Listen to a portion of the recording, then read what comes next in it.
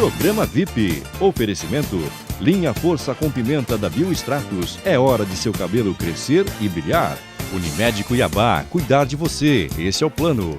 E Orlean Cuiabá. Grife de revestimento de paredes e tecidos. 2129-5409. Olá, muito boa noite. Sejam bem-vindos ao VIP especial deste domingão. Obrigado pela sua companhia e audiência. Hoje comigo no estúdio, além de Ana Cristina Vieira, também temos o juiz de direito, o Dr. Jamilson Haddad Campos. Que mais hoje nós temos no programa, Ana? Vamos adiantar. Boa noite, Edu. Boa noite, Dr. Jamilson. Hoje a gente tem o concurso Miss Mato Grosso e entrevista com a médica ginecologista Andressa Modanese. Falando de prevenção. Prevenção. E o assunto, a mulher vai conduzir hoje o programa VIP, porque o Dr. Jamilson atua, na vara especializada de violência doméstica familiar de Cuiabá, que trata da violência que acomete a mulher, que alcança a mulher. A doutora vai falar da saúde da mulher e a gente vai ver mulheres lindas. Vamos falar de HPV também, né, com ela. HPV, importantíssimo. E Miss Mato Grosso também, a gente vai mostrar o resultado para vocês, o Miss que aconteceu no meio da semana, Miss Mato Grosso. Doutor Jamilson, obrigado pela sua presença aqui, muito boa noite. Boa noite, eu que agradeço. Nesse último sábado agora, você acabou de participar de um seminário, e a gente quer falar um pouquinho sobre isso também. Mas antes de começar, eu quero que você conte um pouquinho do teu histórico, de como você entrou na magistratura. Eu sei que você é formado em Direito, foi orador da sua turma, líder de classe, né, Ana? A Ana também estudou na mesma época que ele. Mesma época, eu conheço dos corredores da Unic. Eu, quando o primeiro dia de faculdade de Direito, que era o professor Flávio Ferreira, né? Aula de introdução ao estudo de direito, que tinha como livro Paulo Nader, Introdução ao estudo de direito. E ele perguntou para cada aluno, se levantasse cada um, e falasse a sua origem e qual que seria o que eles esperariam do curso, qual que seria a sua intenção profissional. Eu levantei e falei, eu vou ser juiz de direito. Eu falei isso de maneira tão espontânea que o meu sonho era a magistratura. Então hoje eu agradeço a Deus todos os dias me permitir exercer essa profissão. É uma profissão de muita responsabilidade, muito árdua, e que eu me sinto muito honrado, muito feliz de estar exercendo. E nesse percurso, em quais áreas, por exemplo, agora a violência doméstica? Tiveram outras áreas pelas quais você percorreu? Tenho mais de 18 anos no exercício da magistratura, já rodei várias comarcas do estado de Mato Grosso, trabalhei em feitos gerais, já trabalhei na infância, área criminal, meio ambiente, civil, feitos gerais, e agora estou com muita satisfação na vara de violência doméstica e familiar contra a mulher, na primeira vara civil de Cuiabá. Doutor Jamilson estava me contando, antes de começar a gravar, que num período de 10 anos, 2000 a 2010, foi isso? 65 mil mulheres foram assassinadas por violência doméstica. Esse número de lá para cá se manteve, diminuiu após a Maria da Penha? Como é que está a situação, os números hoje? Nós tínhamos um número absurdo, beirando 66 mil mulheres que morreram nessa época, que houve a necessidade de recomendação da ONU aos países signatários dos tratados internacionais e na América Latina, na América do Sul, que editassem legislações protetivas das mulheres. E aí veio a Lei 11.340 de 2006, porque com esse fundamento muito relevante de quase que uma carnificina em relação às mulheres no mundo, em especial no Brasil. Evidentemente que hoje eu não tenho esses números comparativos, mas sei que o Brasil, estatisticamente, é o 5º país mais violento do mundo, Eduardo, em relação a crimes contra as mulheres. Se não houver um trabalho com esse agressor, doutor, ele volta a repetir? A punição da maneira como acontece hoje, ela é suficiente? Eu entendo como a punição sendo necessária, e é complexo a resposta de falar que ela é suficiente, porque na verdade, para que seja suficiente, nós teríamos que ter 2 requisitos que estão previstos na legislação: a reinserção e a punição. Então, quando ocorre só a punição, você vendo a reincidência, essa criminalidade que tem de alguma forma inquietado a população em geral, você talvez chegue à conclusão que não esteja sendo suficiente apenas porque nós estamos tendo reincidência. Por isso que eu estou cada vez mais convicto da necessidade do aprimoramento do judiciário, do sistema de justiça em relação ao direito sistêmico, onde que é um novo olhar, né? É um novo olhar, olhando sistemicamente a complexidade humana, as relações que dão causa, origens, efeitos, e de que forma isso se interage na vida das pessoas nas relações humanas. Considerando afetividade, sentimento. As pessoas, nós seres humanos, nós recebemos uma carga genética dos nossos ancestrais, dos avós, pais, avós, bisavós, tataravós. E essa carga genética ela é transmitida, todas as dores profundas das pessoas são transmitidas de geração para geração através do DNA, isso é científico. E além da programação que nós recebemos herdadas dos nossos antepassados, nós temos a programação neurolinguística do dia que nascemos até os dias atuais. Evidentemente que o inconsciente, nessa programação linguística, ele responde pelo menos 90% de tudo que fazemos. Então, se você tem pessoas que herdaram dores profundas de desequilíbrios e foram programadas neurolinguisticamente num ambiente familiar desestruturado, de profundas dores, onde não há respeito, por exemplo, com os seus pais, não há aceitação com relação aos seus pais, não há gratidão para com os seus pais, essa história de desequilíbrio, de profundas dores se repetem e nós temos repetições de padrões de comportamento, né? Essas ordens do amor, onde o Bert Hellinger, alemão, fundou isso pelo mundo, e nós temos no Brasil que veio através do juiz Sam Storr, que inclusive deu aula de direito sistêmico no Tribunal do Distrito do Estado de Mato Grosso para vários juízes. E nós estamos cada vez mais caminhando nesse olhar sistêmico, com núcleos de resolução de conflitos, né? E não só na violência doméstica, né, doutor? Não mas só na ele violência pode alcançar doméstica, no geral, as mais diferentes áreas do direito. Questões empresariais, questões de contratuais, né? Questões de áreas de posse, conflitos agrários, né? As questões familiares em evidência. Esse seminário que teve no sábado, o tema principal era o tratamento para o agressor? Muito bem lembrado, Eduardo. Ontem, né, nós desenvolvemos o projeto denominado Projeto Esperança, Socioeducação, Visão Sistêmica. É o 5º encontro já que eu tenho desenvolvido em parceria com a psicóloga Eliane Montanha, onde nós, numa audiência inaugural, numa sessão inaugural, eu falo com ela, e tem antropólogo também que fala, professores da FAUC, nós conversamos com essas pessoas que respondem, os homens que respondem a procedimentos ou processos na vara de violência doméstica, na primeira vara onde eu atuo.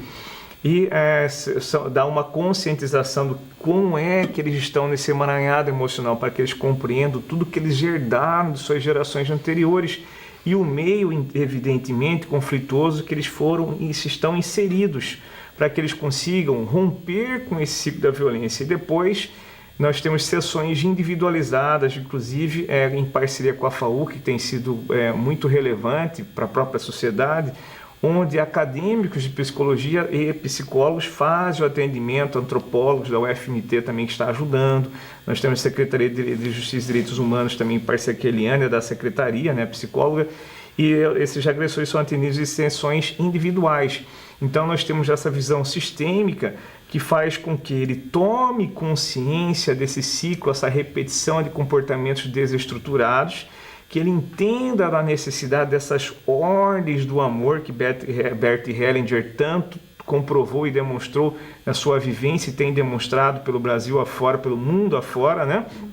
Todo agressor que responde processo lá na tua vara está passando por esse procedimento aí de poder entender o porquê e a causa de ele ser um agressor? Então nós estamos direcionando agressores, né, para esse atendimento junto com a FAUC, para que eles não mais reincidam, né? Nós temos quase em torno de 3.000 e poucos processos. Infelizmente, ainda não é possível que todos os agressores passem por lá, porque a estrutura não comporta. Mas os que já passaram tiveram resultados positivos? Eu não peguei em reincidência daqueles que estão passando pelo atendimento. Ainda não tive informação de reincidência. Então, nós estamos desde 2016 fazendo esse trabalho. E com relação às mulheres vítimas de violência doméstica, eu tenho desenvolvido também um projeto em parceria com a Gilmara Tomé, que é uma facilitadora sistêmica, onde nós fazemos a constelação familiar com as mulheres vítimas de violência doméstica. E vocês podem, inclusive pela imprensa, olhar pelas matérias no site do próprio TJ, o que elas mesmas falaram quando foram entrevistadas. A tomada de consciência da causa, da origem de seus problemas, e com essa tomada de consciência, o empoderamento para reestruturar essa relação ou romper com essa relação, para um novo caminhar de maneira mais equilibrada, de maneira mais satisfatória. Agora, evidentemente que é importante que as pessoas tenham consciência e queiram mudar também.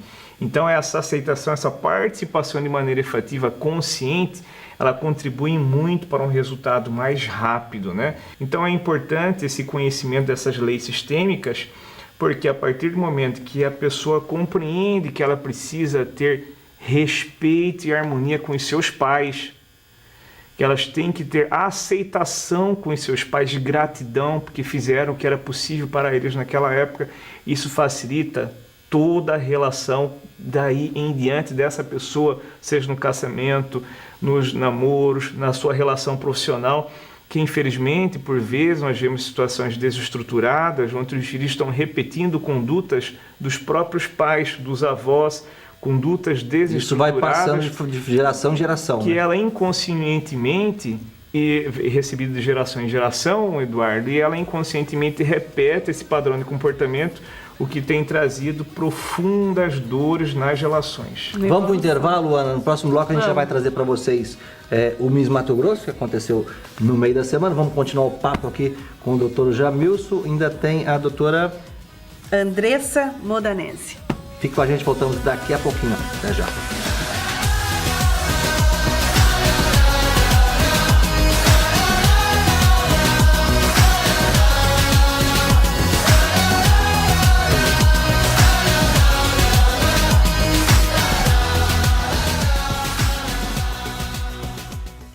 Aumente a proteção de seu organismo. Vacine-se. Desenvolva o superpoder da imunidade.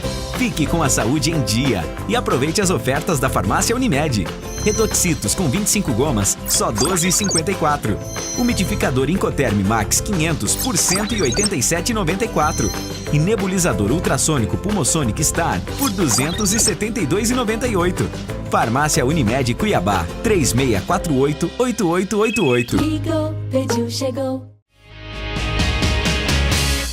Muito bem, de volta com o VIP, hoje recebendo aqui no estúdio o Dr. Jamilson Haddad Campos, ele que é juiz de direito da primeira vara especializada em violência doméstica familiar, violência contra a mulher. O doutor Jamilson já falou aí que tem um programa hoje sistêmico que trata o agressor, né? Procura que o agressor entenda qual é a causa dele ser um agressor. Já está tendo resultado, né? Os que participam, os poucos que participam, né? Porque às vezes que não tem estrutura para atender todos os agressores, são 3 mil processos que tem no seu... Em torno de 3 mil processos. Então, de 3 mil processos, né? Muita gente para atender. Mas já está dando resultado. A gente fala muito da violência e sempre coloca-se o homem como agressor.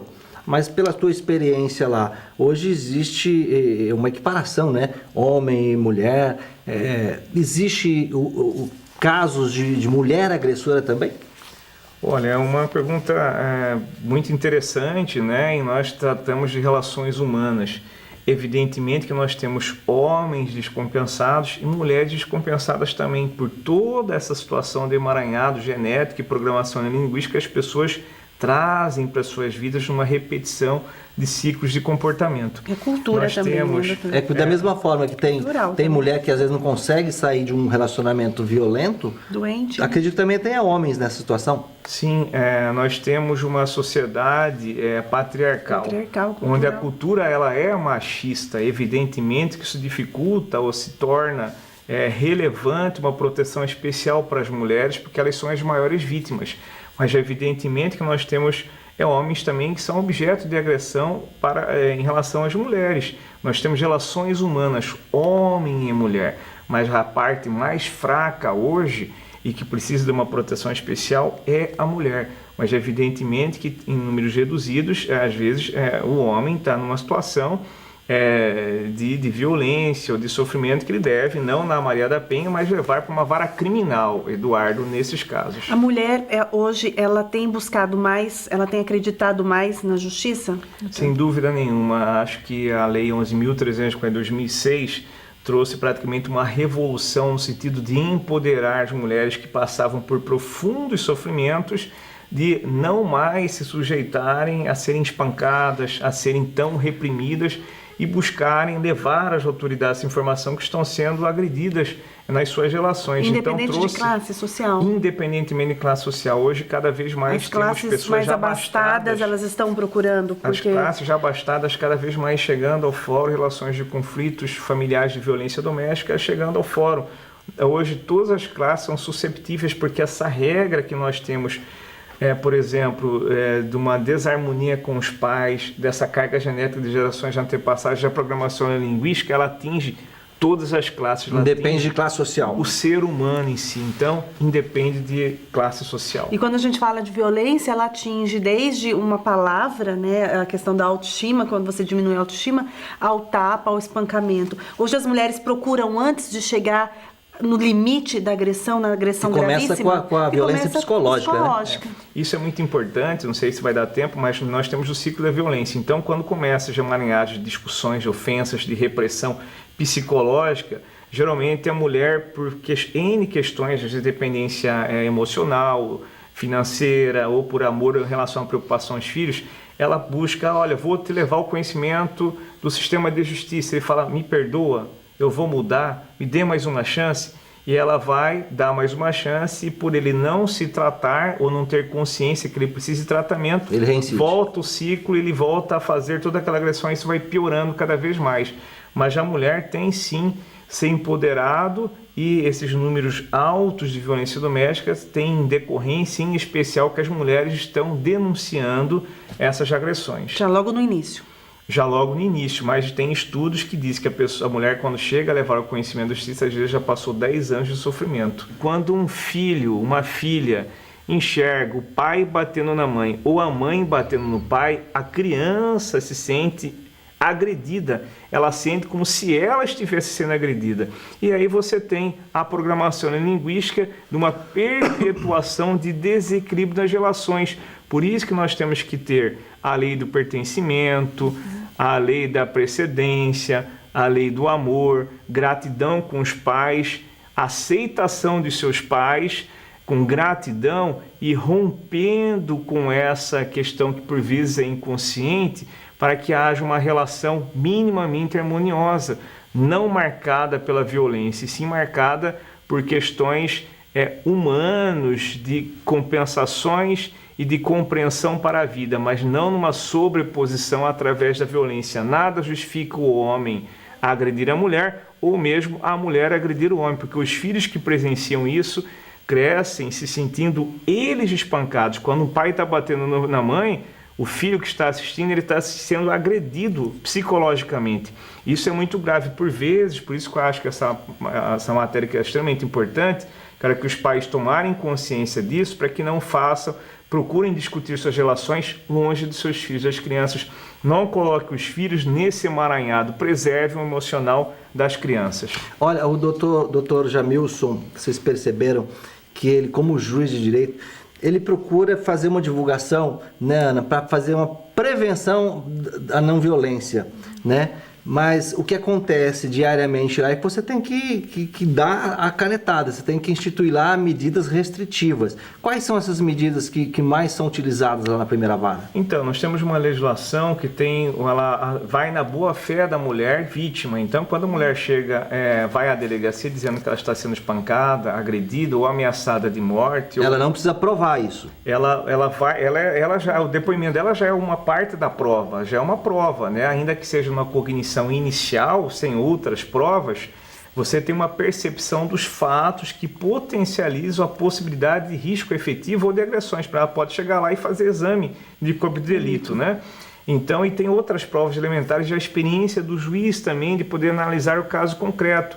E se, por exemplo, a mulher denunciar algo que não é verdadeiro, ela responde por denunciação caluniosa. Se ela incorrer em má fé... Onde é pior até que talvez o delito que ela esteja incriminando o homem agressor. Então, defere medidas que você muito bem tocou, Eduardo, que são medidas cautelares, protetivas. Por exemplo, proibição do agressor se aproximar daquela mulher que está sendo agredida, afastamento dele do seu lar, afastamento dele da relação de trabalho daquela vítima, né? Sob pena de descumprir prisão. Se for descumprir, prisão. E dependendo da gravidade, por exemplo, da lesão corporal e da ameaça, a contundência, a gente decreta, se preencher os requisitos legais, decreta a prisão preventiva já de imediato. Depois passa para a audiência de custódia, onde nós temos maiores elementos para poder avaliar a necessidade de permanência ou não, né, na prisão cautelar. Bom, vamos mostrar um pouquinho do Miss Mato Grosso? A gente vai apresentar agora a primeira parte do Miss Mato Grosso. Confesso que todas as vezes que eu acompanho o concurso de Miss eu fico em dúvida, porque só mulheres lindas,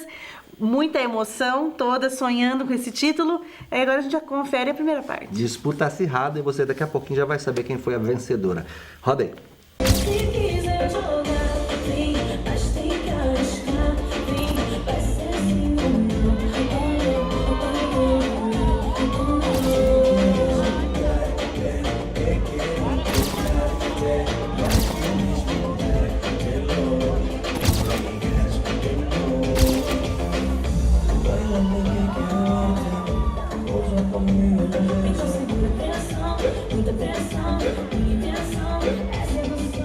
Bom, o Miss Mato Grosso, assim como todos os concursos de Miss, é um concurso super atual, né? Um concurso cosmopolita, a mulher é uma mulher mais empoderada, completamente desembaraçada, desenrolada, que sabe se comunicar, que tem muita atitude. O que a gente vai ver hoje aqui são 15 mulheres lindas que se prepararam, que realmente deram o melhor e vai ser um espetáculo. Eu acho que essa nova cara do Miss Mato Grosso reflete essa cara da mulher moderna, que é uma mulher cheia de estilo, de atitude e de personalidade.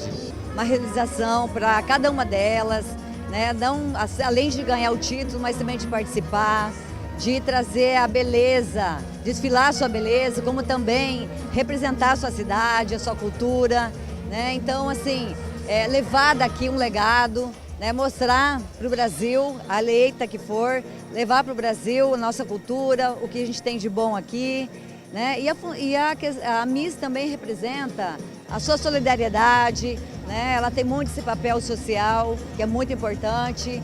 Então, assim, eu acho que é um sonho, a realização de um sonho. A maquiagem hoje, ela deixou de ser apenas um instrumento de beleza, né? Ela é uma arma poderosíssima, né? E toda mulher precisa saber, precisa ter um mínimo conhecimento de como se valorizar, de como realçar os seus traços, de como potencializar a sua própria beleza. Isso é a maquiagem, né? Minha dica de moda para uma mulher elegante, ela saber coordenar o seu look, né? Mas acho que nada melhor que um belo vestido bem cortado, preto, uma bela joia. Eu acho que é um duo perfeito.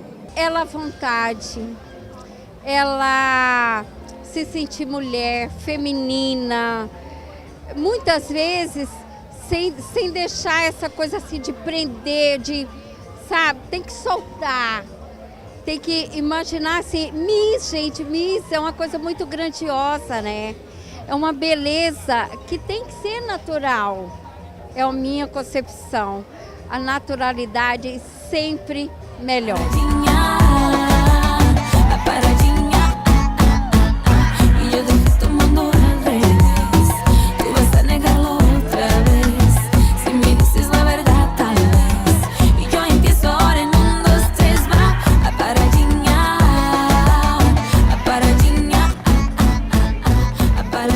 No cirurgião plástico que participou do júri, do corpo de júri, com essa difícil missão de escolher a mais bela da noite. A beleza da mulher mato-grossense, ela realmente chama atenção, tanto que já tivemos Miss Mato Grosso como Miss Brasil. E essa noite, qual foi a sua impressão? Você que tem um olhar todo especial para a beleza, e especialmente também a beleza feminina. Boa noite a todos. Então, esse concurso realmente foi muito difícil a escolha das meninas, tanto na parte técnica quanto na parte hoje do júri artístico. O que aconteceu? Hoje o que mandou muito foi a tranquilidade de cada uma. Comunicação é muito importante, porque não é o fato só do corpo. O físico ajuda muito, claro, conta muito. Mas o fato de como elas desfilam na passarela, o sorriso de cada uma, a humildade, a tranquilidade nas respostas e a beleza natural de cada uma. Então isso contou muito, mas foi bem difícil. Doutor Elcio, quando você disse beleza natural, hoje a gente acompanha que o conceito da cirurgia plástica é buscar justamente a naturalidade. As mulheres estão percebendo esse conceito, realmente é muito melhor quando o cirurgião valoriza o que ela já tem naturalmente do que muitas vezes transformar em alguém que ela não é. Com certeza, eu sempre falo no consultório, nada de excesso, a gente deixa o mais natural. Então nós vemos a harmonia corporal, o padrão do tórax daquela paciente, do quadril. Não adianta às vezes a paciente que não tem mama colocar uma prótese muito grande. Ela tem que colocar para ficar harmônico com o corpo dela. E às vezes aquela que já tem uma mama já com padrão de normalidade, não adianta ela aumentar, porque ela vai sair da normalidade. Então a naturalidade conta muito hoje. Então é possível para todo mundo ser Miss. Com certeza. Doutor Elcio, a história do chip, microchip na prótese de silicone é uma tecnologia que veio, que vai contribuir com a saúde das mulheres? Com certeza. O mais importante desse implante mamário, eu falo que não é nem o microchip, é o material com que essa prótese é feita, com nanotecnologia, o que dá uma qualidade melhor do gel dessa prótese e as complicações bem menores do que as próteses de antigamente. Antigamente precisavam trocar as próteses a cada 10 anos, hoje não precisa disso mais, é do acompanhamento com o seu cirurgião plástico. E essa prótese com microchip, em qualquer lugar do mundo, ela pode ser avaliada por um médico? Com certeza. Então, uma outra vantagem explicando o que é esse chip, muitas pessoas acham que vão rastrear a paciente, isso não acontece. Mas é uma informação das próteses, porque se for trocar essa prótese daqui 15, 20 anos, o médico ele passa um aparelho como se fosse um ultrassom na mama da paciente e capta todas as informações daquela prótese. Então, o volume da prótese, onde que está a prótese, temperatura, isso ajuda muito no próximo procedimento. Em qualquer lugar do mundo que ela for, vai ter essas informações. Doutor Elcio, para terminar, com o avanço da tecnologia, hoje a cirurgia plástica ela é muito mais acessível, o paciente tem muito mais segurança em qualquer procedimento. Com certeza. Eu sempre falo para toda a população, sempre está procurando médicos especialistas, cirurgiões plásticos cadastrados na Sociedade Brasileira de Cirurgia Plástica, porque isso é muito importante. Hoje em dia tem muitos médicos fazendo a parte da estética da cirurgia sem ter especialidade. Então o primeiro passo é esse, investigue se realmente seu médico é especialista. Sendo assim, vai ter um resultado legal, porque você está fazendo uma pessoa que te passa confiança e vai fazer dentro dos padrões de segurança.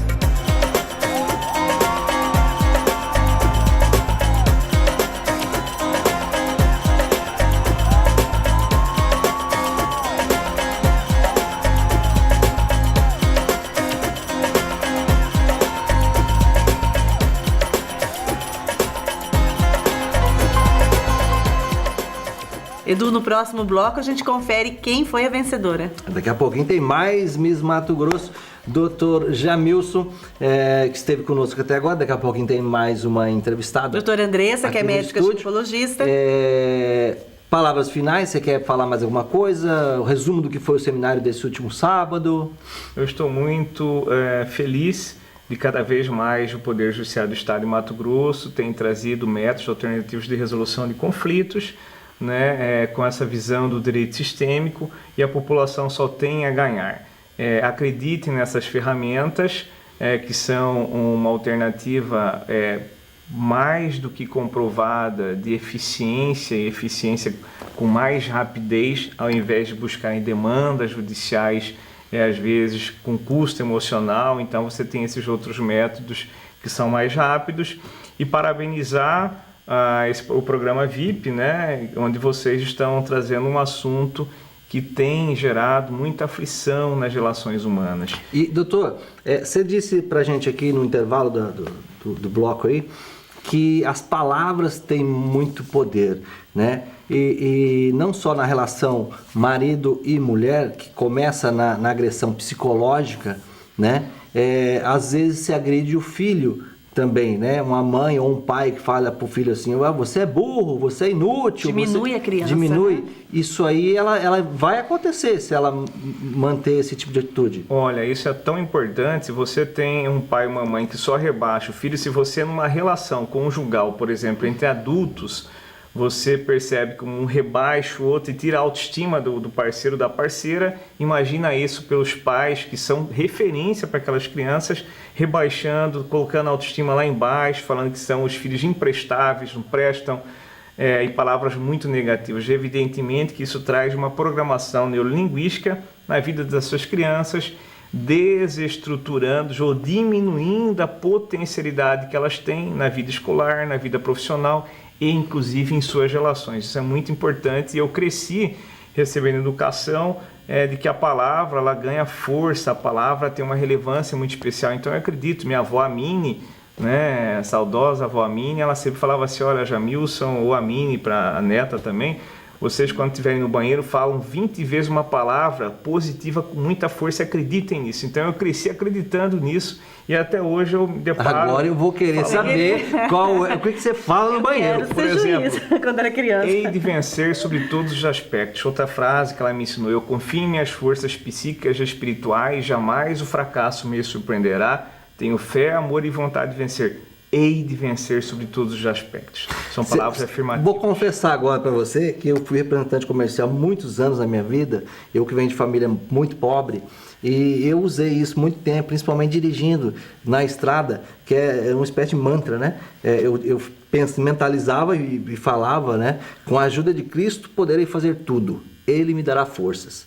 Eu repetia muito isso. Magnífico. Eu repetia muito isso. Com a ajuda de Cristo, sou filho de Deus, poderei fazer tudo, Ele me dará tudo forças. Posso naquele que me fortalece. São palavras fortíssimas. Eu acredito, a palavra é energia e a palavra produz resultados concretos. Olha aí, você está trazendo um exemplo de ser um vencedor na vida, de onde você está hoje, do que você passou antes. E que você trouxe a força da palavra como sendo um marco importante no acreditar de um futuro melhor na sua própria vida. Então, também você traz essa concretude, como que as palavras ganham força na nossa vida, no dia a dia. Eu acredito muito nisso. Obrigado, poder. Obrigado pela sua presença aqui no vídeo. Eu que agradeço, uma honra estar aqui. Vamos para o intervalo rapidão, Ana? Vamos. Daqui a pouco a gente volta com mais Miss Mato Grosso, entrevista com a doutora Andressa. Doutora Andressa, até já.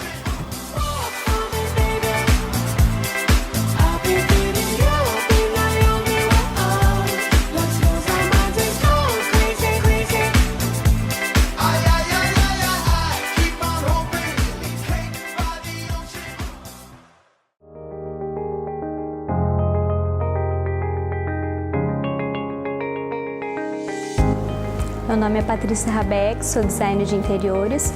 O foco dos meus projetos são corporativos, mas também faço residenciais e trabalho com Orleans. Eu amo trabalhar com Orleans, sou super satisfeita porque são papéis de parede e tecidos diferenciados, que o que eu encontro aqui eu não encontro lá fora. Deixo meus projetos super exclusivos e eu realizo o sonho dos meus clientes. É como você comparar um carro popular com um carro de luxo. Totalmente 100% perfeito.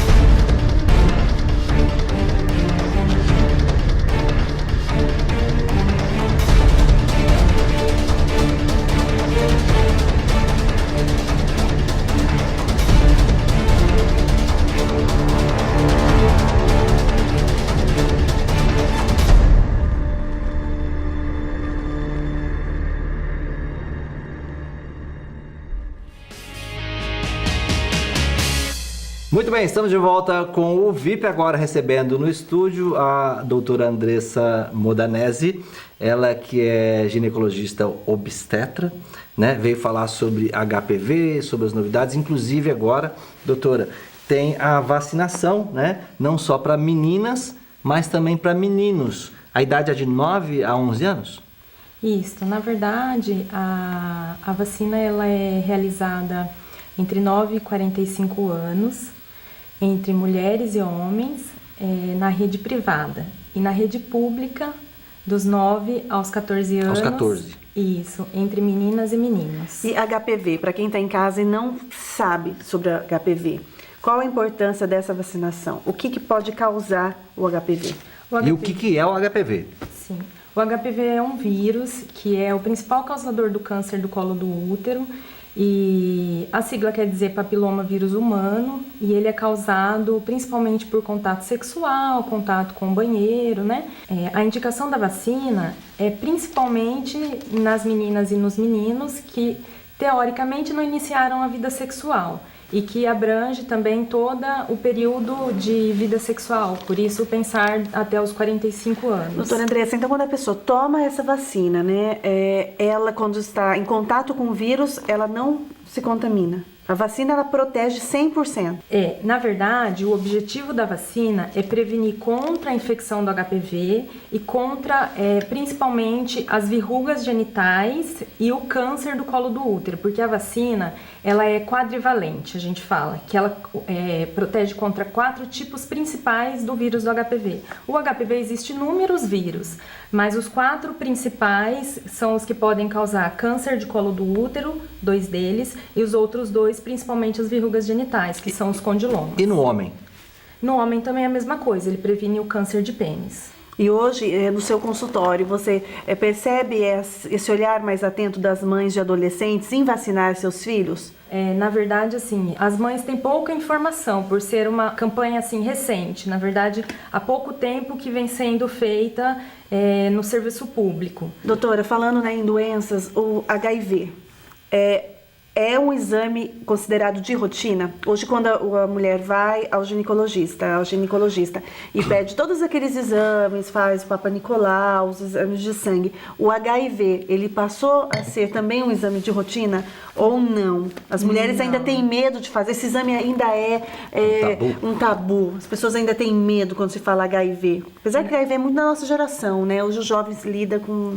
Não, hoje, na verdade, as pacientes pedem muito mais para fazer, só que não é um exame que faz parte da rotina diária da ginecologia, não. Da obstetrícia, sim. Ele engravidou, é um exame, tem que fazer. Faz parte da rotina do pré-natal. Porque agora, o obstetra vai fazer o parto. Aí eu lembro quando eu fui ver o parto humanizado da minha neta, é uma sangueira que fica no quarto, que é coisa de doido. Até desmaiou. Até desmaiei, de tanto sangue. Então, é obrigatório, até para o profissional, o enfermeiro, o anestesista, o médico, a médica não se contamina. E a contaminação do bebê, né? É a saúde do bebê, né, doutora? Isso, na verdade a gente fala em contaminação vertical, né? Que é a contaminação de mãe para filho, durante o parto e durante a gestação propriamente dita. E quando se descobre que uma mãe tem HIV, está lá gestante, está lá com 3 meses, existe um tratamento para o feto, para o bebê? Existe. Na verdade, uma vez a paciente com HIV, é feito toda a dosagem da quantidade de carga viral e tudo, acompanhado. Ela usa uma medicação própria durante toda a gestação e durante o parto, para que o neném nasça. E na hora do parto é feito todos os cuidados necessários para que o neném nasça com a proteção mais adequada possível para que não ocorra contaminação. Doutora Andressa, em relação à saúde da mulher, as mulheres hoje, elas estão mais atentas porque existe, a mulher é contemporânea, ela trabalha muito, ela cuida de casa, cuida de filho, põe 1000 prioridades e muitas vezes deixa a sua própria saúde de escanteio. Vai até a médica, pede aquele monte de exame, faz o exame, mas não leva para a médica. Isso é comum, não é? Muito comum. O que mais, como está a saúde da mulher cuiabana? O que mais está incidindo? Assim, o que mais aparece? O que mais te chama a atenção? De forma geral, a gente vê todas as patologias, né, que são bem comuns, os cânceres, né? Hoje, mais assim, não sei te falar propriamente dita em números, tá?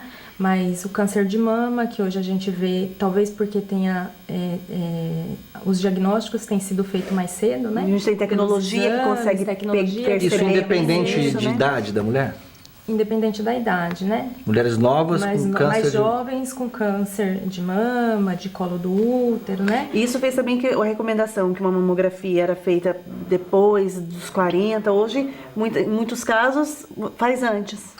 Ainda continua essa recomendação. A recomendação, ela é feita, a mamografia, ela é feita em mulheres acima de 40 anos, exceto nas mulheres que têm histórico familiar de mãe ou irmã, né? E para as mulheres mais jovens, qual é a dica? É o exame de toque? É o exame de toque, a palpação durante o banho, principalmente, né? O autoexame. E aí, durante o exame ginecológico também, a ginecologista ou o ginecologista... E doutora, no exame de toque, quando existe ali um nódulo, é fácil para a mulher perceber?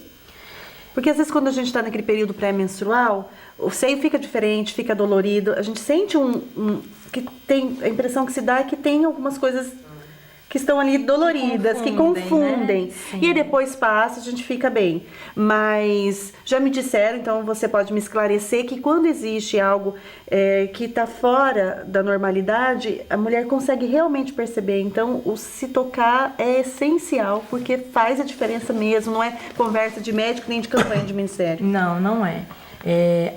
Faz diferença sim, é importante palpar a mama durante o banho para sentir se tem algum nódulo, alguma coisa. É durinho diferente. ou ele... Depende, né? É lógico que assim, se for um nódulo mais duro, geralmente os nódulos que são um pouco maior, também depende muito do tamanho da mama de cada paciente, se ele é um nódulo mais para frente ou um nódulo mais profundo, isso varia muito de cada tipo de nódulo, ele é mais fácil ou não de palpar. Mas sentindo esse nódulo, tem que procurar o ginecologista para urgentemente, para fazer uma investigação. E a visita ao ginecologista deve ser de quanto em quanto tempo a mulher? Pelo menos uma vez ao ano. Tanto tudo bem, né? O ideal seria semestral? O ideal sim, mas pelo menos com essa vida corrida, né?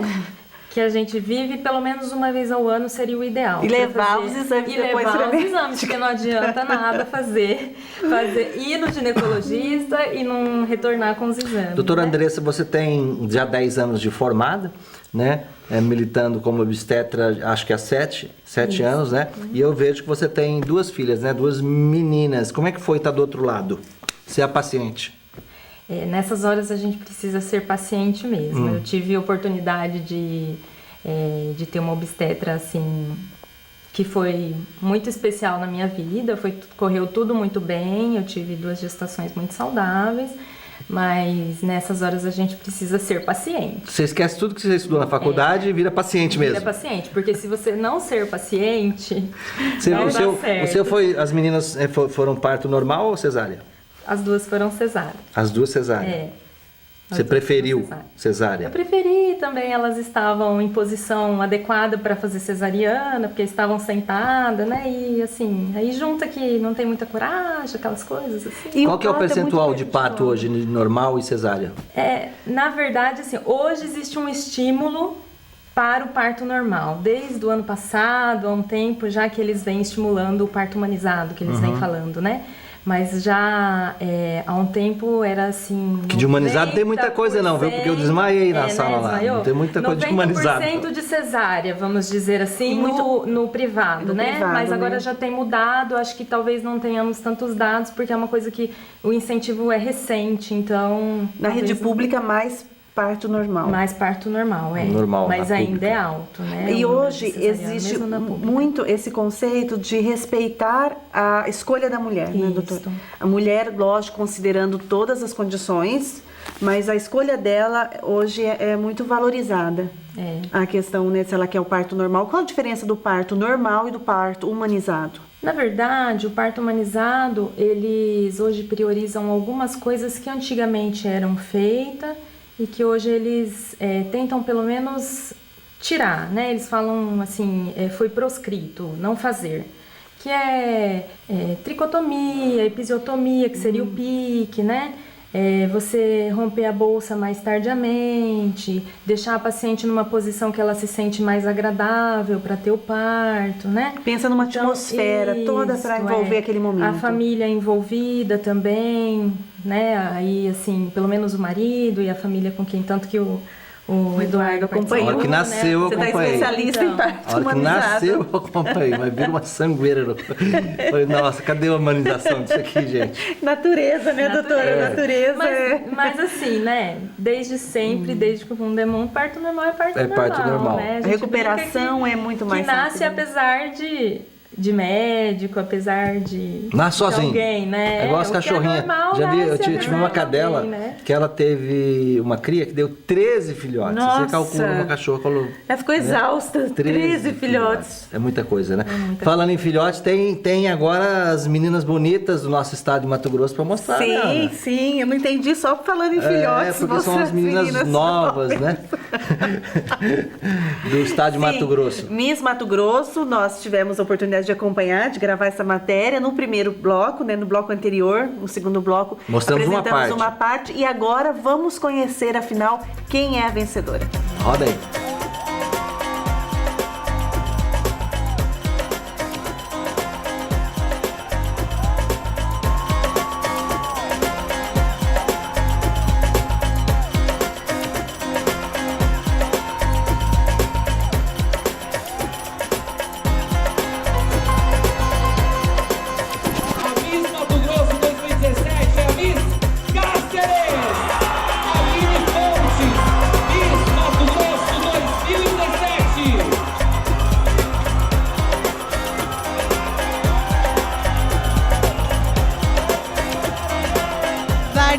Que realiza com muita competência, muita qualidade, Miss Mato Grosso 2017. Você há 27 anos à frente de um concurso, 28 anos, que tem muita credibilidade. Já tivemos Miss Brasil, ou seja, fruto de um trabalho, porque você tem toda essa preocupação da orientação com a Miss. Porque não basta só ganhar o título, é todo o reinado. Sim, e mais uma vez foi um sucesso, luxo, glamour. A vencedora é uma moça preparada, uma moça que fala inglês, uma moça viajada, uma moça que tem bagagem. É uma moça que vai representar muito bem o estado no Miss Brasil. Então eu estou feliz com a vitória de Aline Fontes, estou feliz pelo povo de Cáceres, estou feliz por todas as candidatas, pelas 3 finalistas, Lucas do Rio Verde e Primavera do Leste. Acho que foi justo. Um evento muito prestigiado aqui no Alphaville Prêmio, repleto de pessoas, formadores de opinião, pessoas que realmente valorizam a beleza e entendem o concurso como um marco. Afinal de contas, a candidata quem ganha representa o nosso estado em todos os sentidos, culturalmente, socialmente, é um marco na história do estado. A expectativa para o Miss Brasil agora é muito grande, a responsabilidade da Aline. E eu espero que ela vai dar o melhor dela. Nós temos muita chance. Temos chance. Você sabe que eu tenho pé quente.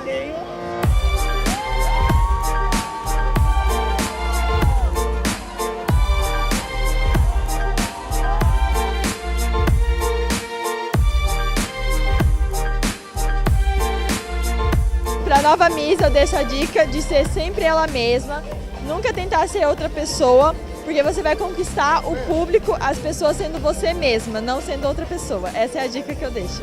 O mais interessante é o autoconhecimento. Tendo o autoconhecimento, ela vai ter noção de todas as qualidades e peculiaridades que ela tem, só ela tem, e isso ela pode transformar em ferramenta de sucesso.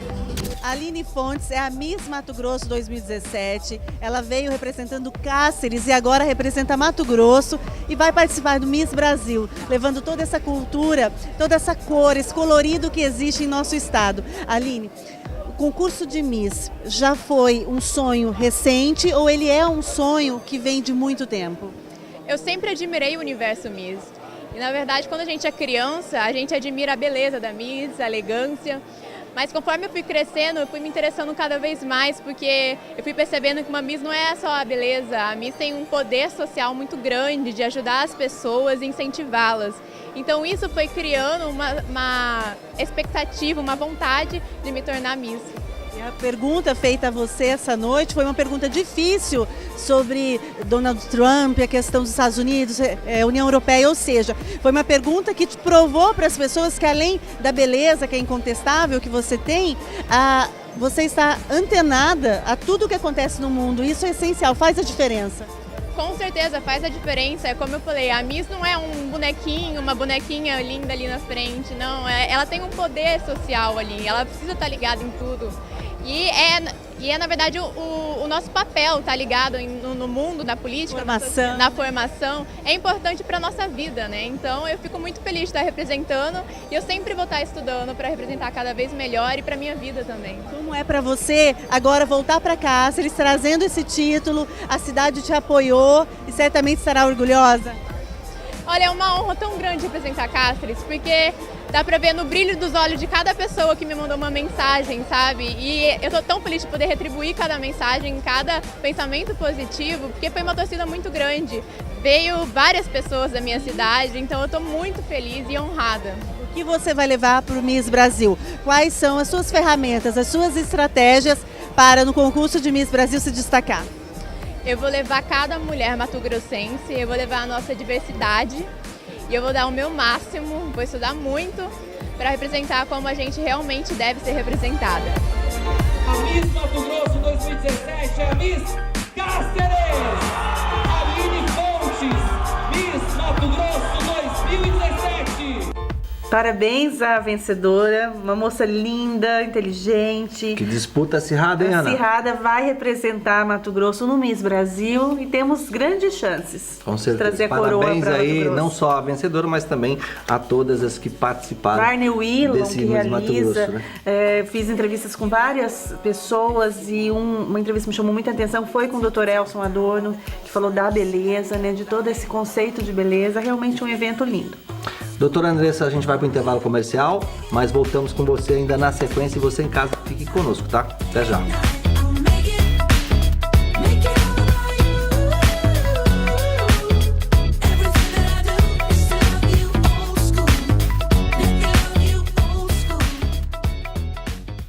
Qual que é a importância para o senhor poder voltar a enxergar direito? Isso é tudo na vida, né? Se a pessoa já não enxergar. Mato Grosso em ação. Hoje você confere comigo mais uma caravana da transformação, agora aqui em Alta Floresta. Que nós aqui estamos no extremo norte do Mato Grosso, mas não estamos desprezados pela administração do nosso governo do estado. Com esta edição, a caravana chegou a mais de 20 mil cirurgias oftalmológicas. E que eu estou enxergando aqui para todo mundo ver, ó. É real isso aqui. Então não duvida não, é uma coisa muito real. Nunca teve um governador que tivesse essa qualidade no Mato Grosso de fazer esse trabalho. Olha, é uma estrutura fabulosa. A caravana é transformação. E quando a transformação acontece, o resultado aparece. Governo de Mato Grosso.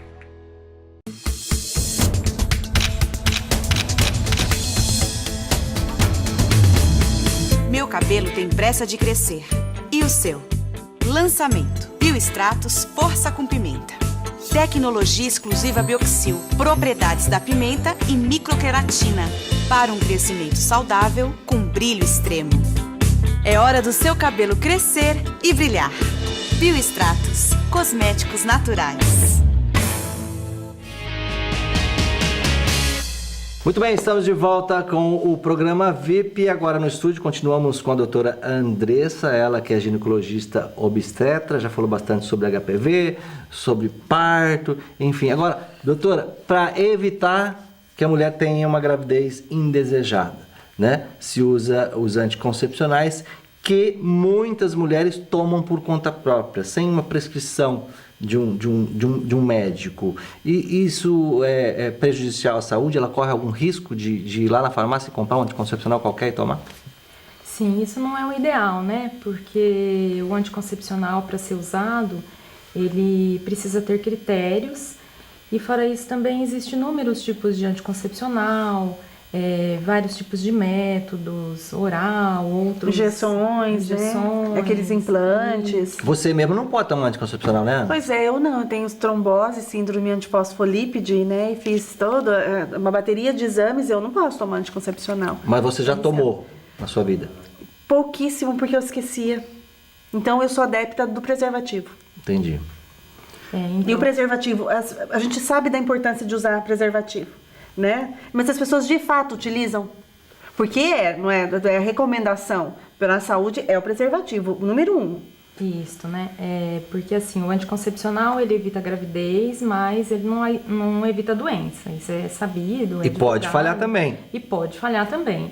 Então, o ideal seria a combinação dos dois. Eu já ouvi muito dizer que a mulher, quando está tomando anticoncepcional e toma antibiótico, o antibiótico corta o efeito do anticoncepcional. Isso é fato? Sim, tem alguns antibióticos que podem tirar o efeito do anticoncepcional. Eu sou avô por causa disso, pessoal. Minha filha tomando anticoncepcional, ela teve não sei o que foi, uma gripe, sei lá, tomou antibiótico e acabou engravidando, uma gravidez que não estava programada, né? Que às vezes é bom, né? Veio na lista, né? Verdade, veio a Aninha.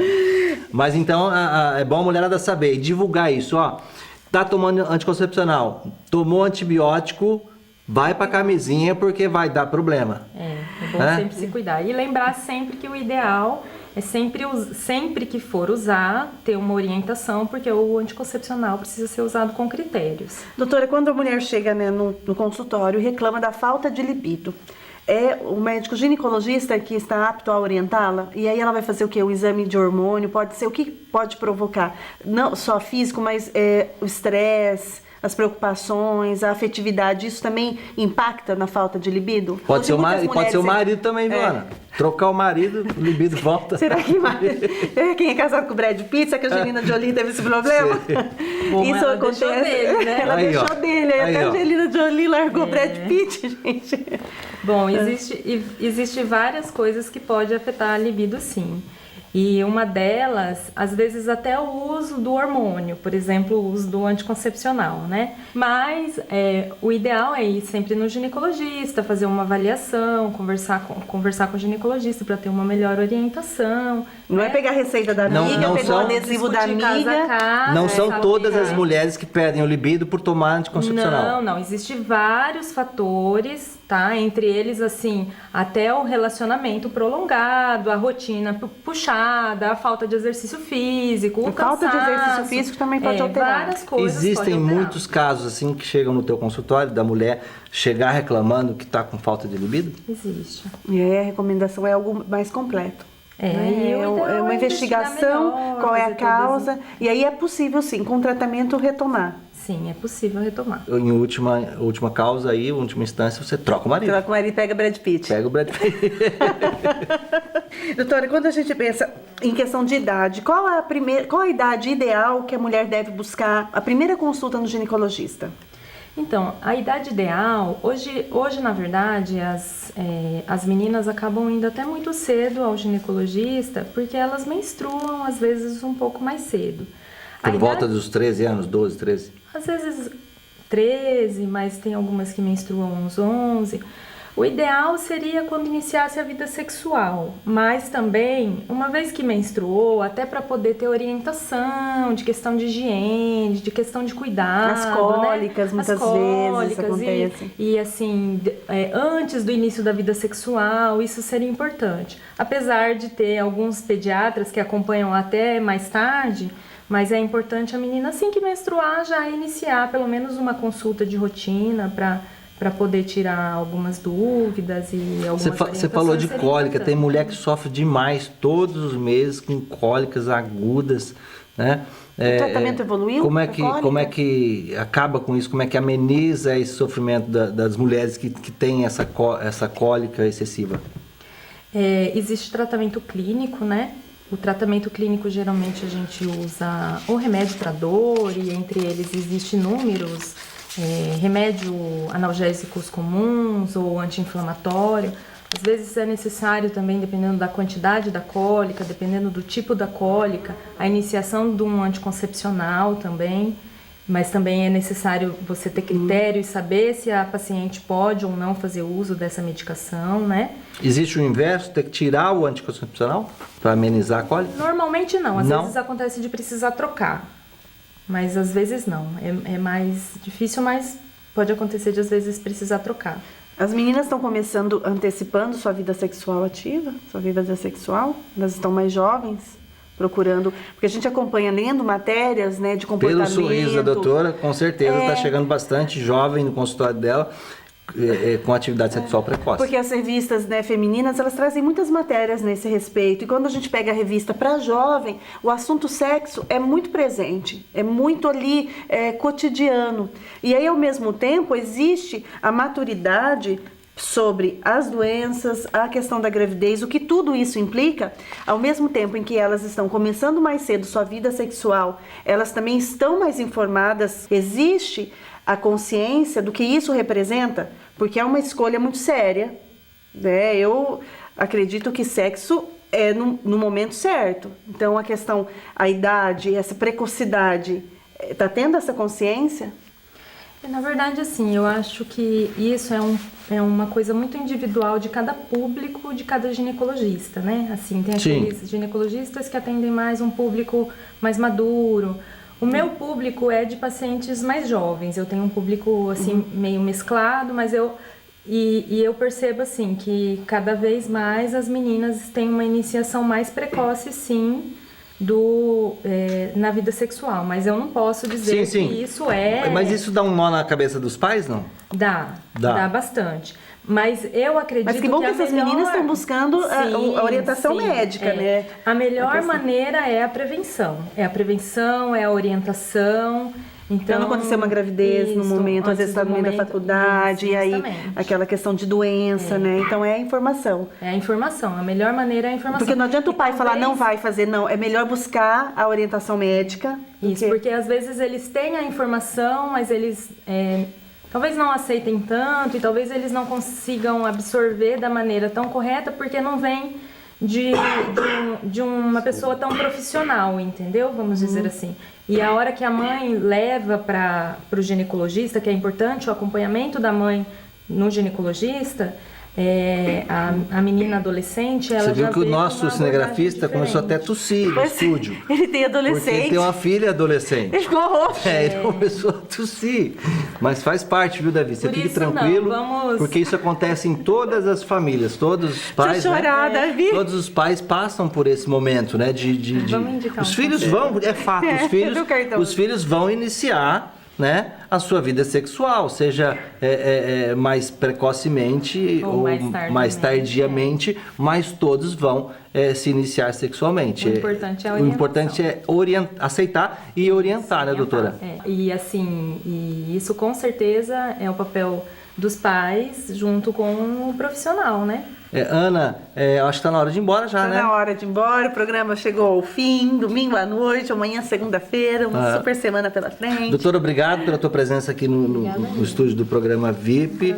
Espero que tenhamos passado bastante informações úteis para quem está em casa. E se você quiser falar mais alguma coisa, ainda tem tempo. Eu agradeço a oportunidade de estar aqui, foi uma alegria. Obrigada.